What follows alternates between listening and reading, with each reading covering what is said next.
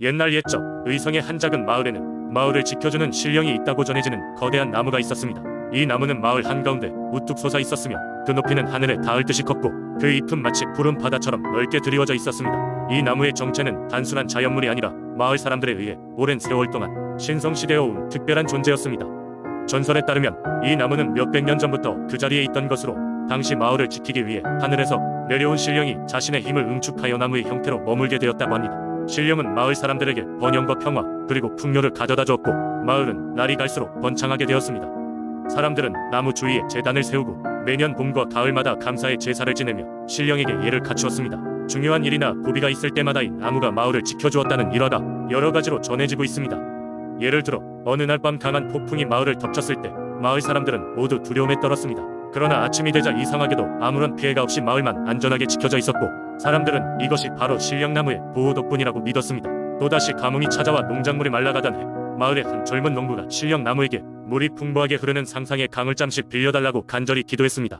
기적적으로 며칠 후 예상치 못한 폭우가 내려 마을과 그 주변 농작지는 충분한 수분을 공급받았고 곧이어 풍성한 수확을 거둘 수 있었습니다. 이 사건 이후 의성 마을 사람들은 신령나무가 언제나 그들을 지켜보고 있으며 진심 어린 기도를 들어준다고 확신하게 되었습니다. 하지만 이렇게 신성한 나무도 위기를 맞이한 적이 있었습니다. 외지에서 온 상인이 귀한 목재를 얻기 위해 나무를 배려했던 때였습니다. 마을 사람들은 크게 반발하며 나무를 지키기 위해 결집했습니다. 그들은 상인에게 나무의 중요성을 얘기했지만 그는 듣지 않으려 했습니다. 그러던 중 마을의 한 현자가 상인에게 다가가 말했습니다. 이 나무를 베는 순간 마을뿐 아니라 당신에게도 엄청난 재앙이 닥칠 것입니다. 그 말에 상인은 잠시 생각에 잠겼고 곧 나무에 잘려진 단면에서 나오는 붉은 액체를 목격하고 말았습니다. 그는 그것을 보고 크게 놀라 마을을 떠났고 이후로 이 나무를 베려는 시도는 더 이상 일어나지 않았습니다. 시간이 흘러 지금은 그 거대한 나무가 예전만큼 높지 않고 마을도 예전의 마을과는 많이 달라졌지만 사람들은 여전히 매년 제사를 지내며 그 전통을 이어가고 있습니다.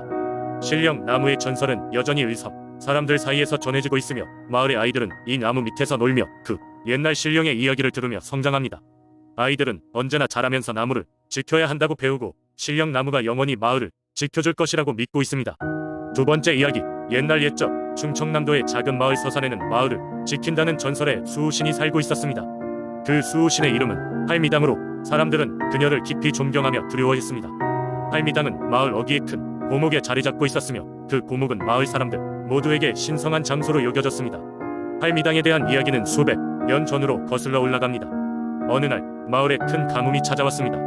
들판은 타들어가고 농작물은 제대로 자라지 못해 곧 근처 마을 사람들은 먹을 것이 없어 고통받게 되었습니다. 그렇게 사람들이 절망에 빠져 있을 때 한 할머니가 밤새 기도를 하던 중 이상한 꿈을 꾸었습니다.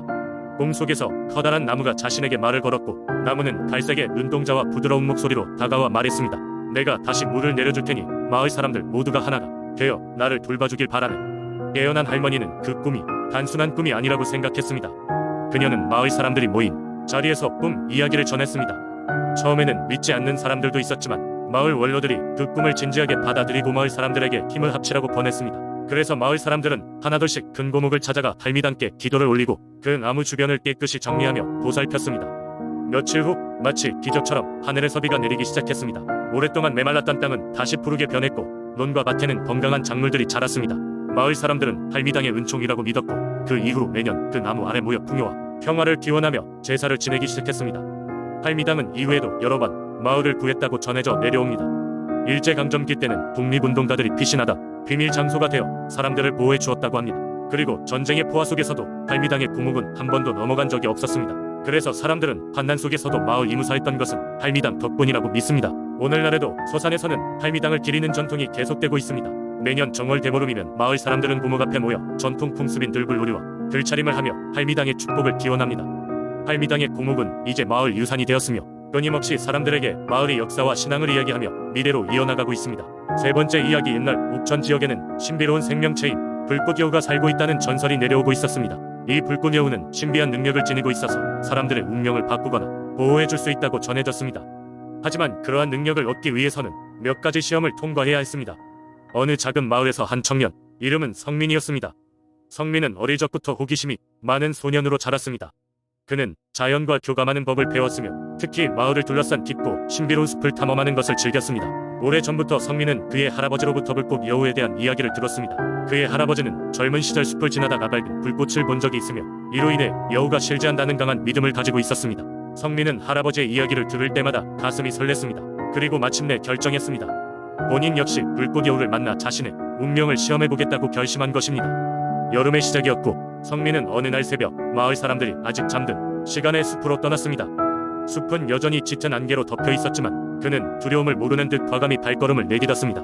해가 뜨자 안개 사이로 희미한 빛줄기가 비춰지고 그 빛을 따라 숲의 심장부로 점점 더 깊숙이 들어갔습니다. 몇 시간을 걸어 숲 속 깊은 곳에 이르렀을 때 그는 멀리서 작고 밝은 빛이 마치 춤을 추듯 떠오르는 것을 볼 수 있었습니다. 그것은 불꽃 여우의 꼬리에서 흘러나오는 불빛이라는 것을 즉시 알 수 있었습니다. 성민은 그 빛을 따라 천천히 걸음을 옮겼고 마침내 그는 불꽃 여우와 눈을 마주치게 되었습니다. 불꽃 여우는 아름답고도 신비한 눈동자를 가지고 있었습니다. 여우는 성민에게 조용한 목소리로 말을 걸었습니다. 이곳까지 오느라 힘들지 않았니? 너의 소망이 무엇인지 알고 있단다. 하지만 그 소망을 이루기 위해서는 3가지 시험을 감내해야만 하단다.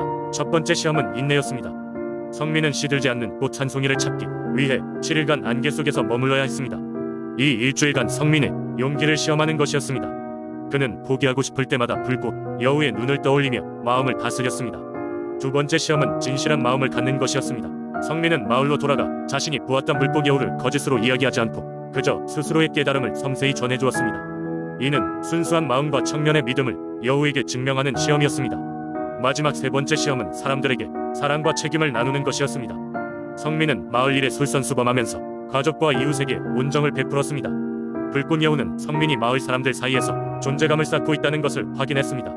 3가지 시험을 모두 통과한 성민은 다시 한 번 숲으로 들어가 불꽃 여우를 찾았습니다. 이번에는 성민을 위한 마지막 선물이 기다리고 있었습니다. 불꽃 여우는 성민에게 특별한 목걸이를 주며 말했습니다. 이 목걸이는 너의 순수한 마음을 상징해 너의 미래가 밝고 희망차기를 기원할게. 그 목걸이의 힘 덕분인지 성민의 삶은 더욱 활기차고 행복해졌습니다. 전설 속의 불꽃 여우는 더 이상 모습을 드러내지 않았지만 성민은 늘 여우의 따스한 시선이 자신을 지켜보고 있다는 것을 느끼며 평온한 삶을 살아갈 수 있었습니다. 그 후로도 불꽃 여우의 이야기는 오랜 세월 동안 마을 사람들 사이에서 전해지며 신비롭고 경이로운 이야기로 남아 있었습니다. 4번째 이야기. 옛날 옛적 커다란 강이 마을의 중심을 가로지르고 있었던 때가 있었다. 그 강은 마을 사람들에게 물과 식량을 제공하며 삶의 원동력이 되었기 때문에 마을 사람들은 그 강을 신성하게 여기며 섬겼다. 그 중에서도 특히 그 강에 얽힌 전설 중 하나가 음성 민속신앙과 관련되어 사람들의 가슴 속에 깊이 새겨져 있었는데 그것은 바로 강물 여신 소아에 관한 이야기였다. 긴 세월 동안 마을 사람들은 매월 보름달이 되는 밤마다 강가에 모여 소아 여신에게 제사를 지내기로 했다. 여느 때와 다름없이 마을 사람들은 제단을 마련하고 강가에 조용히 모여들었다. 제단 위에는 사과, 배, 곡물 같은 온갖 과실과 곡식의 풍성이 놓여 있었다. 그 중에서도 가장 중요한 것은 강에서 솟아오른 물을 담은 넉넉한 북이었다. 사람들 사이에서는 소아 여신이 그 물을 통해 자신의 존재를 드러낸다고 믿었기 때문에 그 물은 깨끗하고 찬란하게 빛나야 했다. 어느덧 시간이 흘러 강가에 짙은 밤이 내려왔고 하늘에는 둥글고 크나큰 보름달이 떠올랐다. 은은한 달빛이 강물을 따라 흐르자 물결 사이로 미묘한 반짝임이 함께 일렁였다. 그 순간 강가에 모인 마을 사람들은 모두 숨을 죽이며 가장 앞에 누가 있을지 궁금해했다. 전설에 따르면 보름달이 강물에 비추는 그 순간의 강물 여신 소아가 모습을 드러내어 누구에게 기적을 베풀지 정한다고 알려져 있었기 때문이다. 드디어 긴장이 거의 절정에 달한 순간이었다. 강물 속에서 천천히 모습을 드러낸 이는 바로 소아 여신이었다.